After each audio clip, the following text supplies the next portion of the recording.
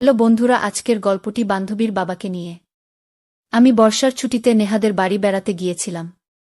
তাদের লাক্সজুরিয়াস বাড়ি, দোতলায় ঘর, চারপাশে গাছপালা, একেবারে শান্তিপূর্ণ পরিবেশ।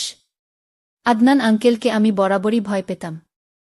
সবসময় চুপচাপ কড়া গলায় কথা বলেন, এক দৃষ্টিতে তাকিয়ে থাকেন। কিন্তু এবার এসে বুঝলাম উনি আসলে ভয়ঙ্কর না, বরং অদ্ভুতভাবে গভীর। সন্ধ্যাবেলা বারান্দায় বসে উনি চা খেতেন, বই পড়তেন, আর আমি নেহার জন্য অপেক্ষা করতে করতেই পাশে বসতাম। একদিন হঠাৎ উনি বললেন, তোমার চোখে কৌতূহল আছে, কিন্তু তুমি সব সময় চেপে রাখো কেন? আমি হকচকিয়ে তাকালাম। এই প্রথম উনি আমার দিকে কিছুক্ষণের বেশি তাকালেন। সেই দৃষ্টি সাধারণ এক কিশোরী মনে অজানা এক কাঁপুনি জাগিয়ে দিয়েছিল। সেদিন সকাল থেকেই আকাশ ভারী ছিল। নেহা কোনো কাজে বাইরে গিয়েছিল তার মার সঙ্গে, আর বাড়িতে শুধু আমি আর আদনান আঙ্কেল। দুপুরের দিকে হঠাৎ ঝুম বৃষ্টি শুরু হল। বারান্দার দরজা খোলা, মেঘের গর্জন আর ভেজা বাতাসে ঘর যেন এক নতুন আবেশে ভরে গেল।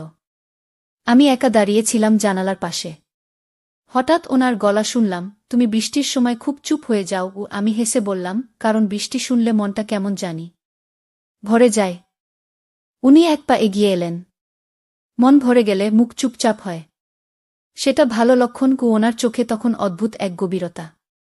আমি হঠাৎই একটু কাঁপলাম, ঠান্ডায় নয়, অন্য কিছুর জন্য।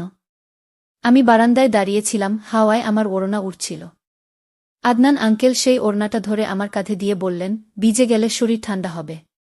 কিন্তু এই বৃষ্টির রাতে মনটা বরং আরও বেশি গরম হয়ে ওঠে। তাই না? আমি কিছু বললাম না, শুধু নিচু চোখে দাঁড়িয়ে রইলাম। মনে হলো এই নীরবতার মধ্যেই যেন কিছু একটা বলে ফেলেছি, আর উনি শুনেও গিলে ফেলেছেন তা এক নিঃশ্বাসে। সেদিন সন্ধ্যাবেলা নেহা রান্নাঘরে ছিল তার মায়ের সাথে। আমি খুঁজছিলাম আমার ফোনের চার্জার, যেটা দুপুরে কোথাও ভুলে রেখেছিলাম। চুপচাপ দোতলায় উঠে এলাম। হঠাৎ একটা ঘরের দরজা খোলা দেখলাম। ভেতরে হালকা আলো, জানালার পর্দা বাতাসে দুলছে, আর চারদিকে বই আর একরাশ নিস্তব্ধতা। আমি বুঝতে পারিনি এটা আদনান আঙ্কেলের ঘর। ভেতরে ঢুকে চারপাশে তাকাতে লাগলাম। ঠিক তখন দরজায় এক ছায়া। আমি চমকে ঘুরে দাঁড়াই। আদনান আঙ্কেল। সেই মুহূর্তে আমরা দুজন এক ঘরে মুখোমুখি। কিছুক্ষণ কেউ কিছু বলে না। উনি ধীরে পা ফেলে ঘরে আসেন। দরজা বন্ধ হয়, শব্দ ছাড়াই। আমার গলার স্বর শুকিয়ে আসে। আমি বলি, আমি আসলে খুঁজছিলাম। উনি থামিয়ে দেন কথাটা। তুমি ভয় পেও না। এই ঘরটা যেমন নীরব, আমিও ঠিক ততটাই নীরব। কিন্তু কখনো কখনো নীরব ঘরেই সবচেয়ে বেশি কথা জমে থাকে, তাই না? আমি চুপ করে থাকি, কিন্তু আমার নিঃশ্বাস ঘন হয়ে আসে। উনি তাকান আমার চোখের গভীরে। তোমার চোখ দেখে মনে হয় তুমি অনেক কিছু বুঝো, আর আমি অনেক কিছু চেপে রাখি। আমি জানি এই মুহূর্তটা স্বাভাবিক নয়, তবুও মনে হয় আমি যেন ঠিক জায়গাতেই দাঁড়িয়ে আছি। আমি তখনও চুপচাপ দাঁড়িয়ে আছি। আদনান আঙ্কেল আমায় এক দৃষ্টিতে দেখে যাচ্ছেন। আমি চোখ সরিয়ে নিচু গলায় বললাম, আমি আসলে ফোনের চার্জার খুঁজছিলাম। আমার মনে হচ্ছিল নেহা হয়তো কোথাও সরিয়ে রেখেছে। আমি তো জানি না কোনটা ওর ঘর, কোনটা আপনার। তাই উনি একটু হেসে ফেললেন, শান্ত কিন্তু চোখে কেমন যেন এক স্বীকারোক্তির ইচ্ছা। তুমি ব্যাখ্যা দিতে এসেছ না নিজের ভয় লুকাতে? আমি কেঁপে উঠলাম। উনি আবার বলেন, আমি একটু পেছনে সরে যেতে চাই, কিন্তু পা যেন আটকে গেছে মেঝেতে। উনি ধীরে কাছে এসে বলেন, তুমি জানো আমি এতদিন ধরে এই ঘরটায় একা থাকি। কেউ আসে না, কিন্তু আজ তুমি এসেছ, এবং আমার এই নিঃসঙ্গ ঘর যেন একটু আলো পেয়েছে। আমি ওনার পাশ দিয়ে বেরিয়ে যেতে যেতেই উনি একবার পেছন থেকে বলেন, ফোনের চার্জার পেলে জানিও, আর যদি কখনো নিজের চার্জ ফুরিয়ে যায় তাহলে আমি আছি। আমি থমকে দাঁড়াই, তাকাই না, শুধু সামান্য হাসি দিয়ে ঘর থেকে বেরিয়ে পড়ি। কিন্তু মনে মনে আমি জানি চার্জার খুঁজতে গিয়ে আমি যেন এক অজানা আকর্ষণের উৎস খুঁজে পেয়েছি। সেই রাতটা যেন অন্যরকম ছিল। বৃষ্টি না হলেও বাতাসে ছিল একরকম স্যাঁতস্যাঁতে ঘণ্টা। হঠাৎ পুরো বাড়ির বিদ্যুৎ চলে গেল। আমি দোতলার বারান্দায় দাঁড়িয়ে ওড়না হাত দিয়ে সামলে চাঁদের আলোয় নিজেকে লুকিয়ে রাখতে চাচ্ছি, কিন্তু মনের ভেতর হঠাৎ কেমন যেন এক অস্থিরতা। ঠিক তখন পেছন থেকে ওনার কণ্ঠ শুনলাম, তুমি অন্ধকারে দাঁড়িয়ে আছো, অথচ তোমাকে আলোকিত দেখাচ্ছে। আমি ঘুরে তাকালাম না। শুধু মৃদু গলায় বললাম, আলো নেই, তাই হয়তো চোখের অভ্যাস বদলে গেছে। উনি এক পা এগিয়ে এলেন। তোমার ভয় করছে? আমি মাথা নাড়ি। না। কিন্তু কিছু একটা হচ্ছে আমার ভিতরে। উনি এবার পাশে এসে দাঁড়ান। আমাদের মাঝে মাত্র কয়েক ইঞ্চির দূরত্ব, কিন্তু নিঃশ্বাসের শব্দ যেন একে অন্যকে ছুঁয়ে ফেলছে। উনি নিচু গলায় বলেন, আমি কিছু করছি না। তবে তুই যদি মনে করিস আমি কিছু বলছি, তবে সেটা তোরই ভেতর থেকে আসছে। আমার ঠোঁট শুকিয়ে আসে। হঠাৎ হালকা হাওয়া বইল, আমার ওড়না উড়ে গিয়ে ওনার কাঁধে গিয়ে পড়ল। উনি সেটা হাতে ধরে মৃদু কণ্ঠে বলেন, এই এক টুকরো কাপড়ে যদি তোর ঘ্রাণ লেগে থাকে, তবে আমি বুঝতে পারি ভালোবাসা শুধু ছোঁয়া দিয়ে হয় না, গন্ধেও হয়। আমার গলা দিয়ে কোনো শব্দ বেরোয় না, শুধু চোখ বন্ধ করে দাঁড়িয়ে থাকি। রাত গভীর। আমি ঘুমাতে পারছিলাম না। নেহা আর তার মা নিচতলায় ঘুমাচ্ছে, আর আমি দোতলায় একা। ঘরের জানালায় চাঁদের আলো ঢুকছে। হঠাৎ ফোনটা বিছানার পাশে পড়ে গেল। আমি নিচু হয়ে নিতে গিয়ে জানালার বাইরে তাকালাম। উনি দাঁড়িয়ে আছেন ছাদে, চুপচাপ। আমার চোখ আটকে গেল। কিছু সময় পর আমি ওড়না গায়ে চাপিয়ে ছাদে উঠে গেলাম। চুপ করে ওনার পেছনে দাঁড়িয়ে আছি। তিনি বুঝতে পারলেন, কিন্তু কিছু বললেন না। আমি নিজেই বললাম, আপনি এখানেই থাকেন প্রায়? উনি আস্তে ঘাড় ঘুরিয়ে বলেন, না, শুধু তখনই আসি যখন মনে হয় কারো নিঃশ্বাস আমার আশেপাশে ঘোরাফেরা করছে। আমার গলার স্বর আটকে যায়। আমাকে আপনি এত বুঝতে পারেন কেন? উনি এবার চোখে চোখ রাখেন। তুই যখন কিছু বলিস না, তোর চোখ সব বলে দেয়। আর তুই যখন চুপ থাকিস, আমি জ্বলে যাই। আমার গলা শুকিয়ে আসে।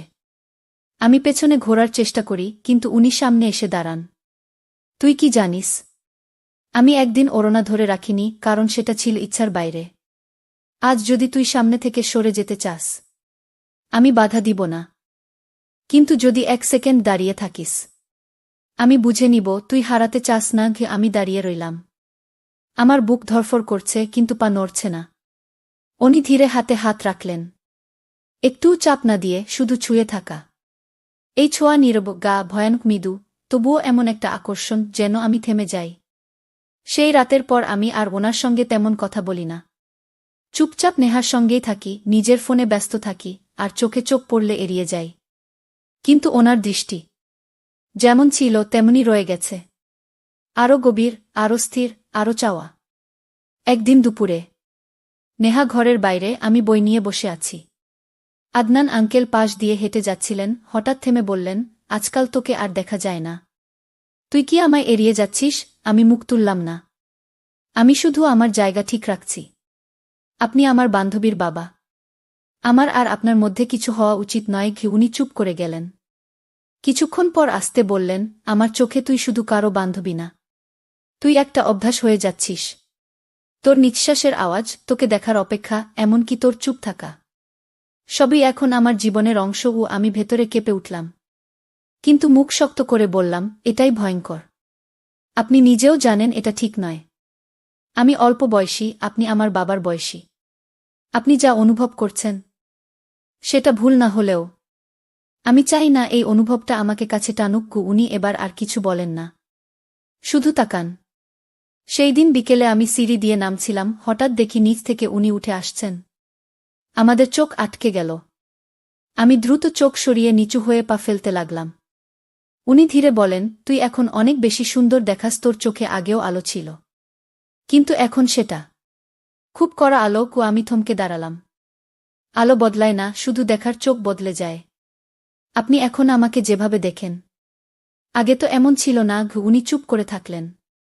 আমি দ্রুত সরে যেতে চাই, কিন্তু মনে হচ্ছিল ওনার চোখ আমার পেছনে ছায়ার মতো লেগে আছে। সেদিন রাতে বারান্দায় দাঁড়িয়ে আমি লক্ষ্য করছিলাম, উনি আবার সেই পুরনো বইটি নিয়ে বসে আছেন, কিন্তু এবার পড়ছিলেন না। চোখ আমার দিকে, আর বইয়ের পাতাগুলো উল্টে যাচ্ছে বাতাসে। উনি আর চোখ সরান না। আমি জিজ্ঞেস করলাম, আপনি কি এখনো মনে করেন আমার চোখ সব বলে দেয়? উনি হালকা মাথা নাড়েন। তোর চোখ এখন ভয় পায়, কারণ সে যা চায় সেটা বললে তোর ভেতরের মেয়েটাকে হারাতে হবে। আমি গলা পরিষ্কার করে বললাম, আমি আপনার মতো বয়সী মানুষকে দেখে কল্পনা করতে পারি না যে কেউ আমাকে এভাবে দেখছে। উনি হেসে বলেন, তুই পারিস না বলেই আমি প্রতিদিন তোকে এভাবে দেখার সাহস পাই। ও সকালবেলা নেহা তখন বারান্দায় দাঁড়িয়ে চুল শুকাচ্ছে। আমি ব্যাগ গুছাচ্ছি। আমার বুক ধুকপুক করছিল, কিন্তু মুখে কিছু বুঝতে দিলাম না। নেহা অবাক হয়ে বলল, এই হঠাৎ? দুপুরেই না বললি পরশু যাবি? আমি হাসলাম মৃদুভাবে। ঘরে জরুরি একটা কাজ পড়েছে। বাড়িতে ফিরতেই হবে। বেশি দেরি করলে ঝামেলা হবে। নেহা কিছুটা অবাক হলেও বেশি চাপ দেয়নি। কিন্তু আসল কারণ ও জানে না। আমি জানি, আর একদিন থাকলে আমি আর নিজেকে আটকাতে পারব না। দরজায় দাঁড়িয়ে ব্যাগ হাতে আমি চুপ করে দাঁড়িয়ে আছি। হঠাৎ পিছন থেকে সেই গলা, আদনান আঙ্কেল। তুই চলে যাচ্ছিস? আমি ধীরে ঘাড় নাড়ি। হ্যাঁ, দরকার ছিল। উনি ধীরে কাছে আসেন। খুব বেশি না, কিন্তু যথেষ্ট কাছাকাছি। তুই জানিস, তোর চলে যাওয়াটা আমাকে ভেঙে দিচ্ছে।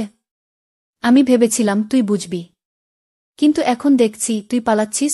আমি চোখ সরিয়ে বললাম, না আঙ্কেল, আমি পালাচ্ছি না। আমি আমাদের দুজনকে বাঁচাতে চাইছি। উনি কিছু বলতে চাইছিলেন, কিন্তু আমি থামিয়ে দিই। আপনি একজন সম্মানিত মানুষ। আমি একজন তরুণী, যাকে আপনি হয়তো একটু বেশি অনুভব করতে শুরু করেছেন। কিন্তু এ অনুভব আমাদের ভেঙে দেবে একদিন। তার আগেই আমি থামতে চাই। উনি আর ডাকেন না, শুধু খুব নিচু গলায় বলেন, ভালোবাসা বয়স বোঝে না। তুই যদি একদিন ফিরে আসিস, আমি এখানেই থাকব। আসলে প্রেম ভালোবাসা কখন যে কার প্রতি চলে আসে তা বলাই যায় না। তো বন্ধুরা, ভিডিওটি ভালো লাগলে কমেন্টে জানাবেন। এই রকম ভালোবাসার গল্প শুনতে চাইলে চ্যানেলটা সাবস্ক্রাইব করুন এবং পাশে থাকুন আর আপনার বেল আইকনটা বাজিয়ে রাখুন, যাতে নতুন ভিডিও আপলোড করা মাত্র আপনার